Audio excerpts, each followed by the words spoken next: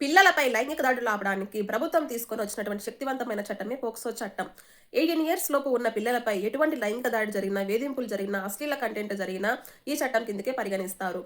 ఈ చట్టంలో 3 కీలకమైన నేరాలు ఉన్నాయి. నంబర్ 1 సెక్సువల్ హరాస్మెంట్, అసభ్యంగా ప్రవర్తించిన, అనవసరంగా తాకిన పిల్లలని ఈ నేరం కిందకే పరిగణిస్తారు. నెంబర్ 2 సెక్సువల్ అసాల్ట్, లైంగిక దాడి జరగడం ఈ నేరం కింద పరిగణిస్తారు. నెంబర్ 3 అగ్రవేటెడ్ అసాల్ట్, అధికారంలో ఉన్న వాళ్ళు లైక్ టీచర్ కానీ, డాక్టర్ కానీ, పోలీస్ కానీ ఇట్లాంటి వాళ్ళు ఇటువంటి నేరాలకు పాల్పడితే ఈ నేరం కిందనే పరిగణిస్తారు.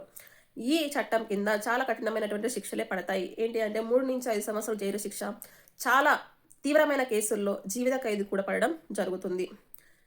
ఈ ఈ యొక్క కేసులను పూర్తిగా పరిష్కరించడానికి చైల్డ్ ఫ్రెండ్లీ కోర్టులను కూడా ఏర్పాటు చేయడం జరుగుతుంది.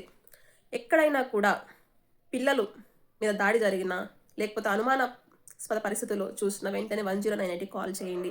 పిల్లలను రక్షించడం మన కర్తవ్యం కాదు, మన బాధ్యత. Thank you.